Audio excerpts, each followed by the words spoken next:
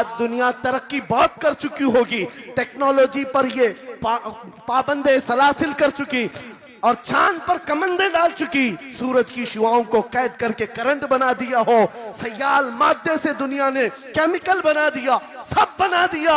लेकिन एक बात तय है, पूरे इंसान मिल जाएं, पूरे जिन्नात मिल जाएं, मेरा मौला फरमाता है फिर भी वो कुरान के मिसल नहीं ला सकते। बेशक बेशक, वाह, कुरान के मिसल नहीं ला सकते।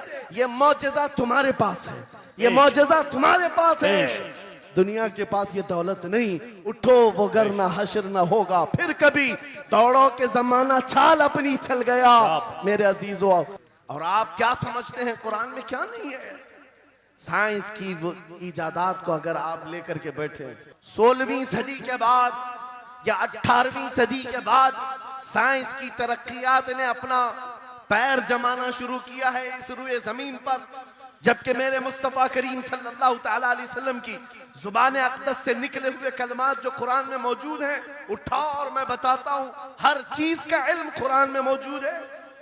जब कोई सोनोग्राफी का इंतजाम नहीं था, ना सीटी स्कैन हो सकता था, ना एक्सरे का कोई इल्म किसी के पास था, उस वक्त कुरान कह रहा है एम्ब्रियोलॉजी के बारे में। क्या बात, एम्ब्रियोलॉजी क्या है?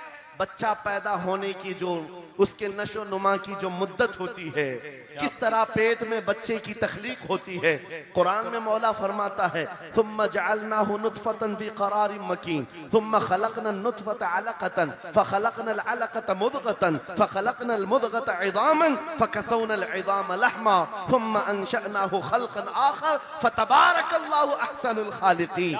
मौला फरमाता है हमने नुतफे से अलक़ा बनाया। नुतफा क्या है? स्पर्म का वो एक कतरा जो मर्द के जरिए से औरत के रहम में जाता है, उसके बच्चे की थैली में जाता है, एक नुतफा, एक बूंद, जिसको नुतफा कहा गया है। मौला फरमाता है हमने नुतफे से अलका बनाया। अलका किसको कहते हैं? साइंस में पढ़ने वाले अगर स्टूडेंट्स हो तो समझ जाएंगे। अगर कोई मेडिकल साइंस का कोई स्टूडेंट है तो उसे मालूम होना चाहिए एम्ब्रियोलॉजी में चिपचिपा हुआ च्युइंगम जो होता है उसको अलका कहते हैं अरबी में। और आज साइंस ये कहती है कि पहले बाप के नुतफे के एक कतरे से एक छोटा सा खून का टुकड़ा बनता है जो चिपचिपा होता है, फिर उसके बाद एक गोश्त का टुकड़ा होता है, फिर उसके बाद उसमें हड्डियां बनती हैं, फिर उसके बाद उस पर चमड़ियां आती हैं, फिर उसके बाद उसकी आंखें, सारी चीजें बन जाती हैं। ये प्रोसेस है 9 महीने माँ के पेट में, और हर एक के वीक्स गिने हुए हैं। फर्स्ट वीक में क्या होता है, सेकंड वीक में क्या होता है, थर्ड वीक में क्या होता है, एम्ब्रियोलॉजी का पूरा इल्म है। साइंस आज 21वीं सदी में इस एम्ब्रियोलॉजी को तुम्हारे सामने ला रही है। अरबों के उस दौर की बात कर रहा हूं जहां लोगों को घर बनाने का इल्म नहीं था, और कुरान माँ के पेट में पैदा होने वाले बच्चे की तख्लीकात बयान कर रहा है। नारे तकबीर, नारे रिसालत, फैज़ाने कुरान मुक़द्दस, फैज़ाने शेखुल मशाइख, नारे तकबीर, नारे रिसालत। वाह वाह। मशहूर साइंसदान है फ्रैंक प्रेस नाम से, जिसने ये थ्योरी दुनिया को बताई कि अर्दियात जमीन के अंदर जो वसात हो रही है, और उसके बाद उसने कहा था, फ्रैंक प्रेस नाम का अंग्रेज मुअर्रिख और अंग्रेज साइंसदान ने कहता है जमीन जो है पानी के ऊपर है, और ऐसे ही पानी के ऊपर कोई चादर बिछा दी जाए तो कभी चादर इधर हो सकती है, कभी उधर हो सकती है। इस चादर को मजबूत रखने के लिए इस पर पहाड़ों का होना बहुत जरूरी है। ये 19वीं सदी में फ्रैंक प्रेस कह रहा है, और मेरा मौला कुरान में फरमाता है, अल्लाह ताला फरमाता है वल जिबाल औतादा, हमने पहाड़ों को मेख बना करके जमीन पर गाड़ा। क्या बात, वाह वाह, बेशक कि जमीन को हिलने नहीं देते पहाड़। अर्दियात का इल्म, एस्ट्रोनॉमी के बारे में, एस्ट्रोलॉजी के बारे में कुरान में मौजूद उलूम आप पढ़ो। जूलॉजी के बारे में, जानवरों के उलूम के बारे में कुरान में पढ़ो। रब ताला परिंदों के उन अशकाल के बारे में बयान फरमा रहा है, ये झुंड के झुंड जाते हैं, जमात की जमात होती हैं। चूंटियों के बारे में पूरी सूरह मौजूद है। इनके खाना तकसीम करने का तरीका क्या है, इनके एक दूसरे को पुकारने का तरीका क्या है, इनमें जब एक चूंटी मर जाती है तो उसको दफनाने का तरीका क्या है। ये कौन बयान कर रहा है? ये कुरान बयान कर रहा है, कुरान पाक बयान कर रहा है। जब तरक्कियात इस कदर आगे आ गई कि मशीनों के सहारे से आज जर्रे को देखा जाता है, परखा जाता है और फिर दुनिया को बताया जाता है ये हमारी तहकीक है, और कुरान उस जमाने में बयान कर रहा है। मेरे अजीजों, एक बात बताता हूं, 18वें पारे में सूरह नूर में एक आयत आई है, उस आयत के बारे में मैं बताता हूं बाद में। लेकिन 18वीं सदी में एक साइंसदान जो अमेरिका की सफर पर था, उसने अटलांटिक ओशियन में एक जगह ऐसी देखी जहां पर इतना अंधेरा है कि हाथ निकालो तो भी नजर नहीं आए, सूरज की रोशनी भी नहीं पड़ती। वापस आकर के उसने कहा मैंने एक ऐसी जगह दरियाफ्त की है जहां सूरज की रोशनी ही नहीं पड़ती और अपनी आंखों को कुछ नजर नहीं आता। अगर हाथ निकाल करके देखो, समंदर के बीचों बीच अटलांटिक ओशियन, ये कोई तालाब का नाम नहीं है। ये लंबा सफर तय करके कोई एक जगह को ढूंढ लिया एक साइंसदान और आकर के दुनिया को बता रहा है मैंने एक ऐसी जगह मालूम की जहां पर खूब अंधेरा होता है, हाथ भी नजर नहीं आता। जब वो आकर के बताता है, एक आलिम रब्बानी ने कुरान की आयत पढ़ी, मौला कुरान में फरमाता है इज़ा अखरज यदहु लम यकद यराहा व मन लम यजअलिल्लाहु लहू नूरन फमा लहू मिन नूर। कुरान में अल्लाह फरमाता है ज़ुलुमातुम बअदुहा फौक़ बअद, एक जगह हमने ऐसी बनाई है जहां अंधेरियों पर अंधेरियां हैं, जहां हाथ भी निकालोगे तो हाथ नजर नहीं आएगा। कुरान में 1400 साल पहले ये जब बात आई, उस साइंसदान को बताया गया, ये तो अल्लाह ने कुरान में बयान किया है। अब और ताज्जुब की बात क्या है, सुनो। वो आया साइंटिस्ट, कहा ये किसकी बयान की हुई किताब है? कहा मोहम्मद रसूलुल्लाह की, मक्का में पैदा हुए, मदीने में जिंदगी गुजारी, आकीब दिन की। उसने कहा मैं उनके बारे में जानना चाहता हूं, हो सकता है वो समंदरों के बहुत बड़े माहिर थे, वो समंदरी उलूम के बारे में बहुत कुछ जानते थे, उन्होंने जिंदगी का बहुत सारा हिस्सा समंदरों के सफर में गुजारा होगा। उस जमाने में उनको अटलांटिक ओशियन में मौजूद ये अंधेरा कैसे पता चला? ताज्जुब की बात है, हैरत की बात है। जब उस साइंसदान से कहा गया ए अजीज, हकीकी बात तो यह है कि पूरी 63 साला जिंदगी में मेरे आका एक बार भी समंदर के पास नहीं गए, एक बार भी इत्तेफाक नहीं हुआ। तब वो कहता है जो बंदा कभी समंदर के सफर पर गया ही नहीं और वो अटलांटिक ओशियन में मौजूद अंधेरियों की बात करता है तो फिर ये अपने पेट से नहीं, ये अल्लाह की बात कर रहा है। क्या बात, बेशक ये खालिक समंदर की बात कर रहा है, बेशक, जिसने वो अंधेरियां पैदा की।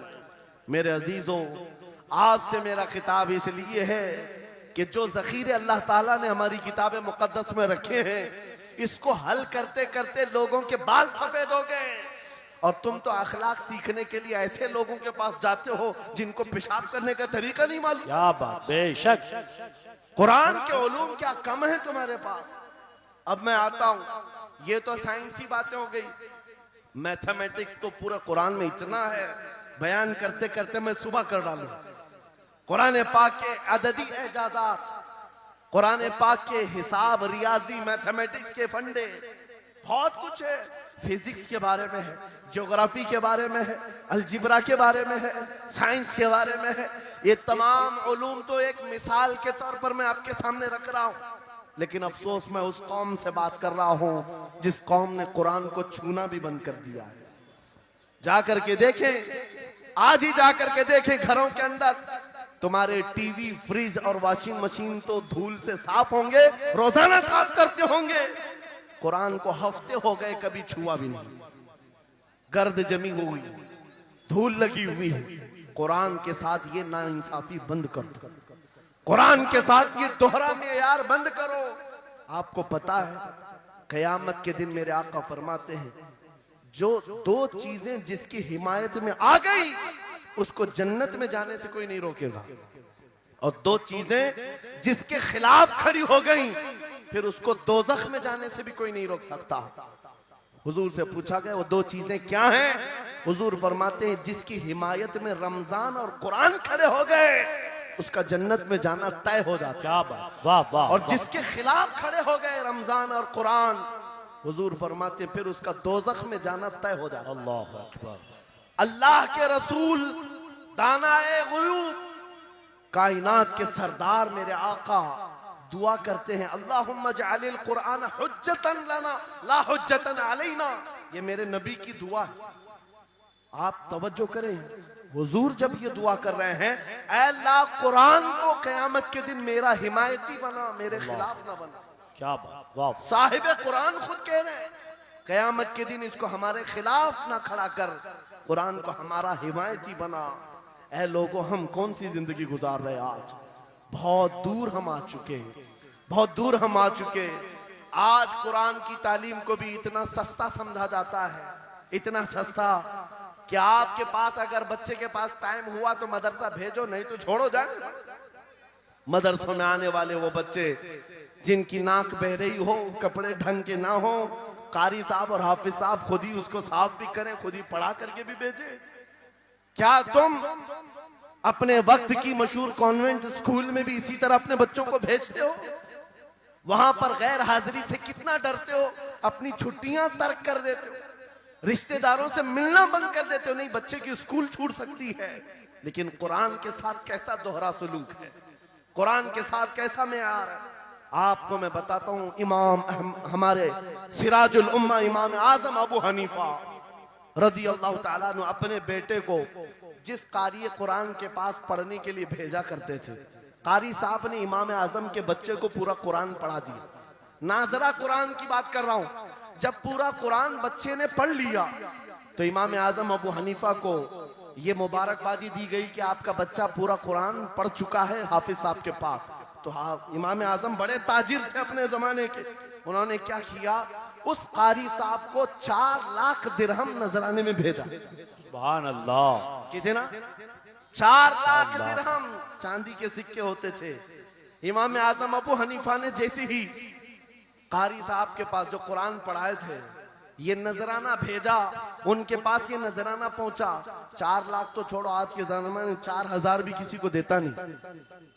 हाफिज कुरान अगर किसी बच्चे को पढ़ाया है, और मैं मांग भी नहीं रहा हूं कौम से, इमाम आजम की बात बता रहा हूं। जब नजराना कारी साहब को पहुंचा, उन्होंने देखा 4 लाख दिरहम मेरे पास आए, इतनी बड़ी रकम, बच्चे को खाली कुरान ही पढ़ाया था। दौड़े दौड़े वापस इमाम आजम अबू हनीफा के दौलत कदे पर आ गए। घर पर आए, कहा हुजूर आपसे मैं ये पूछना चाहता हूं कि गलती से तो ये रकम मेरे पास नहीं आ गई, ये किस लिए दी गई है? कहा कि ये तो आपने कुरान बच्चे को पढ़ाया, मैंने हदियतन भेजा है। कहा हुजूर सिर्फ नाजरा कुरान ही तो पढ़ाया, इतनी बड़ी रकम? इमाम आजम अबू हनीफा ने कहा कारी साहब आज चले जाओ, और अपने बेटे को बुलाया, इधर आ बेटा, कल से इस हाफिज के पास पढ़ने के लिए तू हरगिज नहीं जाएगा, कल से इसके पास तू इल्म हासिल करने नहीं जाएगा। बच्चे ने पूछा हुजूर क्या हो गया? कहा जो बंदा मेरे 4 लाख दिरहम को कुरान से बड़ा समझता है, मैं उसके पास अपने बेटे को नहीं पढ़ा सकता। वाह, मैंने तो कुरान का एक हर्फ की कीमत नहीं अदा की, उसने कुरान के ऊपर मेरी रकम को समझ लिया। आज हमने कुरान को कहां समझ लिया है? वो इमाम आजम अबू हनीफा फरमाते हैं जो कुरान से ज्यादा माल को अहमियत देता है उसके पास बच्चों को पढ़ाओ भी मत, ना पढ़ाओ। अजीजा ने गिरामी वक़ार, हमारा ये दोहरा सलूक, हमारा ये दोहरा मेयार, कुरान के साथ जो हमारी नाइंसाफी है, हमें अखलाकी पस्ती में लाकर खड़ा कर चुकी है।